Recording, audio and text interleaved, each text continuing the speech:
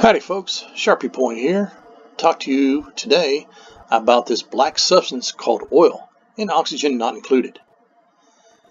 Things like what can you do with it besides converting it into petroleum and then using it to fuel a generator or to make plastic? Well, you can do several things with oil. One, use it as a cooling agent to cool off rooms or other liquids. Two, create steam for fresh water. 3, create liquid oxygen and then store oxygen in a huge quantity. 4, convert polluted oxygen to clean oxygen. 5, convert oil to natural gas. These are just some of the ideas you can use oil, so let's get started. First of all, the properties of oil itself. Now it has a freezing point of minus 459.7 degrees Fahrenheit. Now, in my game, I use the Fahrenheit scale because I understand it better over the Celsius scale. And then you have an evaporation point of 751.7 degrees Fahrenheit. So you have a wide variety of ranges in which you can use the oil either to cool it, to heat it, to do whatever you want with it throughout your game. Alright, we're going to go ahead and get to the actual starting process. Now here I have a smaller chamber of oil. What am I using this chamber for? Well, I'm actually using it to store as a cold area to cool off the crude oil itself to an actual working temperature which I desire to actually use throughout my base. So with this chamber here, I then pump the oil first with one pump.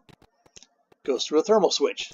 This thermal switch here is set at a minus 345 degrees. So as long as that thermal switch is active, it'll keep this oil at that particular temperature.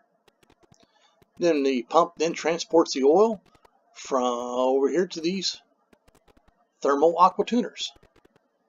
Now, how am I able to transport the oil without it being heated up by the surrounding area? One, I'm actually using the Abyssalite. The Abyssalite's a great material. It's good for not transferring any heat from one location to another, or it does it such a minimal number that it just hardly even recognized. So once the oil is transported, it then goes through these three aqua tuners.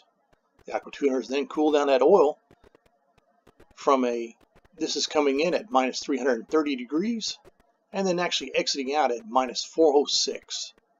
So this chamber here will cool down rapidly as the oil is cooled off. Now during this process, I'm actually able to create steam. This oil here is currently setting at 253 degrees. So these three aqua tuners, while it's cooling the oil, is also heating up this patch of oil. As long as that oil stays at a good temperature, it'll then create steam for you by pumping in polluted water into the chamber. Now, the polluted water is actually a lighter substance than the oil, so it floats on top. When it switches from an actual liquid to a steam, you create dirt. Now myself, I completely ignore this dirt. Don't need it, so therefore I'm not worried about it. However, if you do require the dirt, you can get your dupes to come in here and collect the dirt as needed. Myself, I'm not really too concerned about it.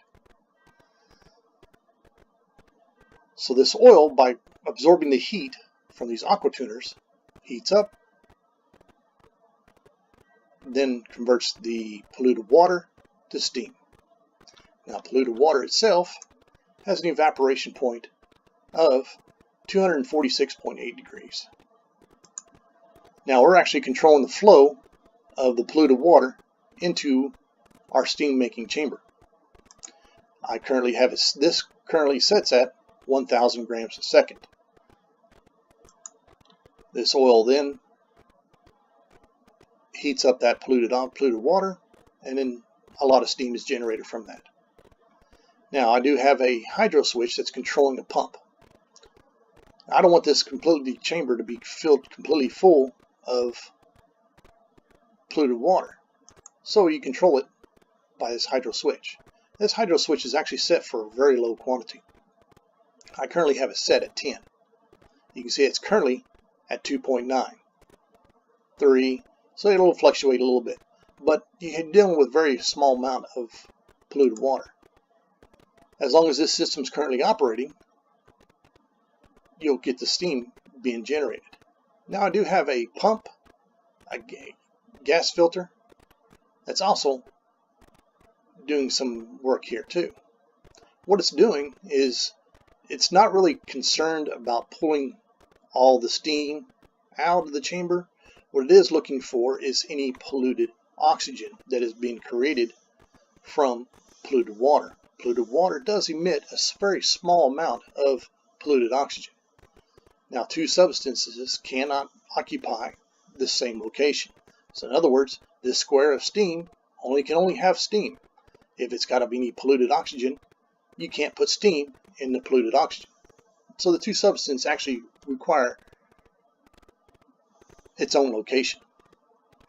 So this pump siphons out the steam if it does have any polluted oxygen in it, and then ejects that polluted oxygen from this chamber. Now, you'll see a small section of pipe here. Now this small section is actually made from wolframite.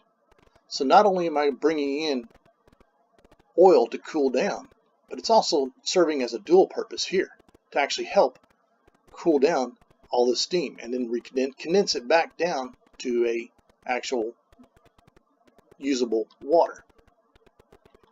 This water is then controlled by this hydro switch. If this water builds up enough, it then activates this small pump, and then this pump will pump back out of the chamber. So that's one way you can use oil to create steam. Now this process does take a little bit of time, but once the oil reaches up to a certain temperature, it will start generating the steam. Now that we have our cooling process done, what are we going to do with that? Well, for one, we're holding it in this small chamber. Here we're using another pump. We're pumping this oil out of this chamber. Well, where's it going? It's going over here to actually create our liquid oxygen. Now, again, I'm using abyssalite to transport that oil from this location to inside this chamber here. To inside this chamber, all the piping is again wolframite. Wolframite again is a great transfer of heat. So our oil is coming in at a minus 339 degrees. Now, in order to convert oxygen or polluted oxygen to clean oxygen, it's got to reach at a temperature of minus 297.3 degrees Fahrenheit. So this oil is definitely cold enough. So it comes in at, you'll see here, comes in at minus 339, almost minus 40. And as it exits the chamber, you'll see it's down to minus 316. So the oil does heat up a little bit as it's coming through. But during the process, as you can see, we're creating a lot of oxygen. Now inside this chamber here, you're only seeing a few grams of it. So this process does happen very quickly. Once this becomes a liquid, then this liquid is then pumped via this pump into this chamber. Now inside this chamber, you'll see that I have a total of 157. It fluctuates a little bit, but it's basically about 150 kilograms of oxygen in this chamber. Now you can do what's called an overpressurize. If this chamber here reaches around 1,000 kilograms, this liquid vent will no longer allow liquid to come through. So you will have to use up some of this oxygen. But all this oxygen can be used for whatever you see fit. You can use it to completely supply your base with oxygen. You can use this oxygen for all your exosuits. So this is a great way to store a vast amount of oxygen without creating any extra things. Now, what else can we do? Well, we're going to actually use this oil to cool down other liquids. So again, we have another pump.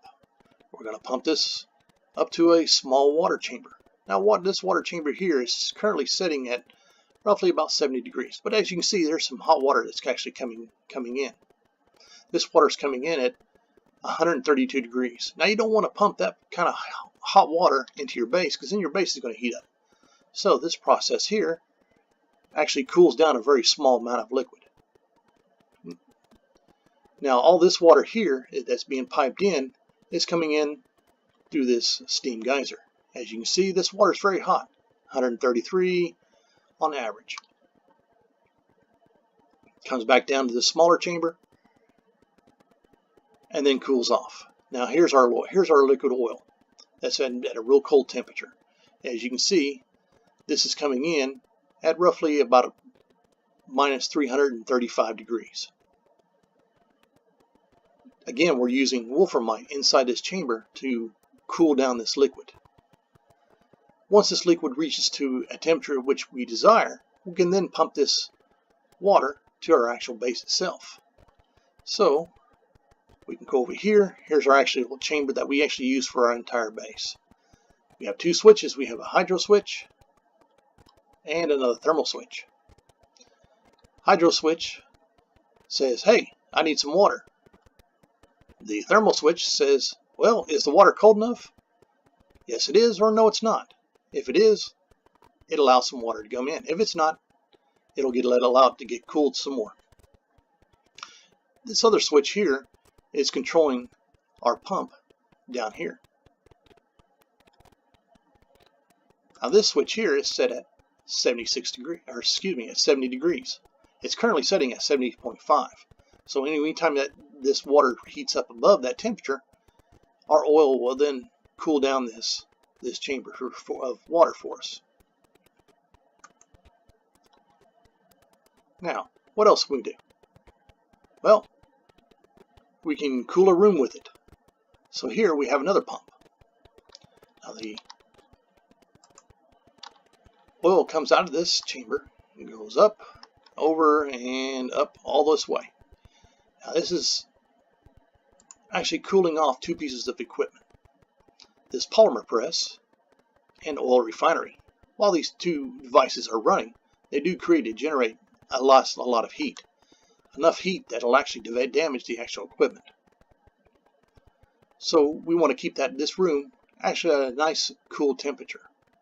So when this thermal switch here activates, it'll cool off this chamber. Now I've got another demonstration that I want to show you of cooling off a chamber. We're going to scroll down here a little bit. We're actually using this oil here. Now here's some natural gas. Now it's currently setting at 244 degrees. We're using this oil to actually cool this natural gas down. Again, through wolframite and transporting it via abyssalite. So these are just some of the ideas in which you can use oil in which to generate steam,